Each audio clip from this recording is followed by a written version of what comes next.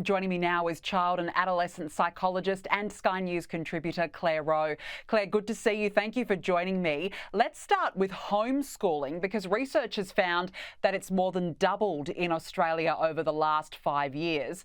I thought this was interesting, Clare, because, homeschooling was all most kids ever knew during the COVID years.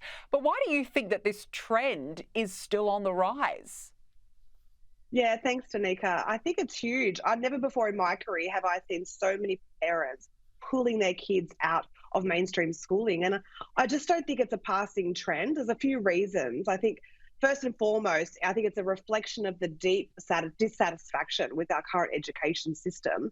And I'm just seeing parents who usually would be very happy with public schooling. They went to public schooling themselves. They otherwise want their kids to go to public schools. But between declining academic standards, principally the lack of discipline, the classrooms I'm hearing about are in absolute chaos. And then, of course, this encroachment of ideological agendas into classroom. I'm seeing parents who are kind of faced with this decision of like loans and remortgaging their house and taking up more jobs to get their kids into the private system, or they're saying, Claire, we've got to homeschool them because we want them to catch up academically. We, of course, also have this massive uptake with child anxiety. And I just don't think that schools are handling that well. There is a huge amount of particularly teenage girls who are refusing to go to school.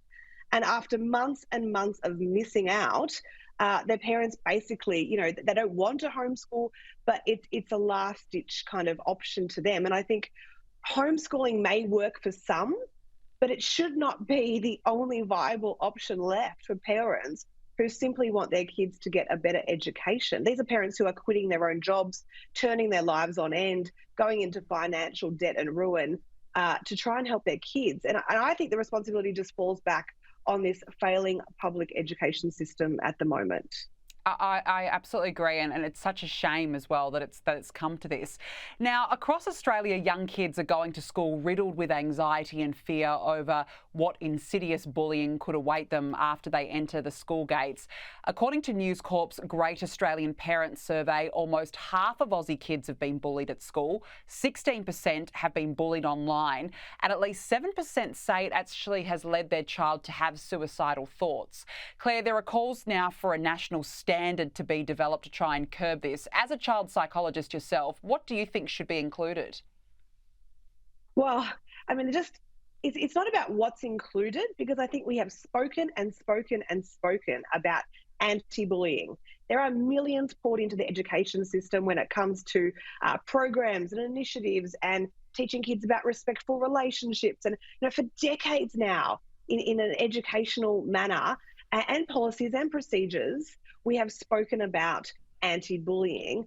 For me, it's about when are we going to actually implement things? And it's much like, you talk about current laws these days and whether they're actually implemented. And the same thing goes for these policies of anti-bullying. So, look, the number one thing I would suggest that has to be included is we have to return to some type of policy where there is not just a zero tolerance for bullying, because we talk about that a lot, but immediate and meaningful consequences to the perpetrators of bullying. Now, I'm one who always says we don't want to label every child negative interaction as bullying, because kids pick on each other, they fight. But when it is targeted, relentless harassment and intimidation targeted towards one student, and then we get what they call this restorative justice approach, which essentially means you sit the bully down with the victim time and time again, and we have a nice chat and we try to, be friends again. When are we going to actually just implement consequences to that bully for their actions? So that's got to be the first one. And there's got to be accountability put back on schools. Parents should have a clear pathway to escalate these concerns when bullying is not addressed properly. And I have been contacted in recent weeks by lawyers of parents who are now seeking legal advice on whether it would be appropriate to sue schools for their lack of action on the bullying towards their child. And of course, the poor mental health and outcomes for their children that they've been left with. So, it's just about less talk and more action. Absolutely. Look, something has to be done. I mean, clearly it's out of control now when you're getting like possible lawyers involved. It's ridiculous it's come to this. Now, we're almost out of We don't time, want to go Claire. that way, right? We don't want to go No. that way of like the US, where everyone No. sues everyone all the time, and that's what I feel. But Yeah. parents, they don't feel like they've got any other options. No, it's really sad. Look, Claire, we're almost out of time, but just very quickly, academics and students who attack Zionism can be sanctioned for anti-Semitism under a common definition approved by Australian universities, 30 of them actually, to protect Jewish Australians. Claire, how did it come to this where unis actually have to agree on student safety?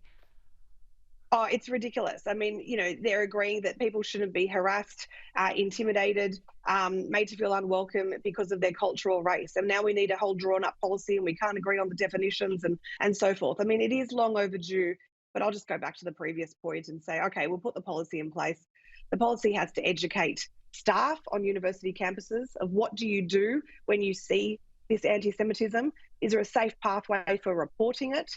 They need to educate students on what the consequences will be, and then they need to follow through on those consequences. So it's all good having a policy written up, but unless there's action, people will just keep doing what they've always done. I mean, it's just astounding that it's come to an agreement that universities have to have. Unbelievable. Clare Rowe, good to catch up. Thank you very much for joining me.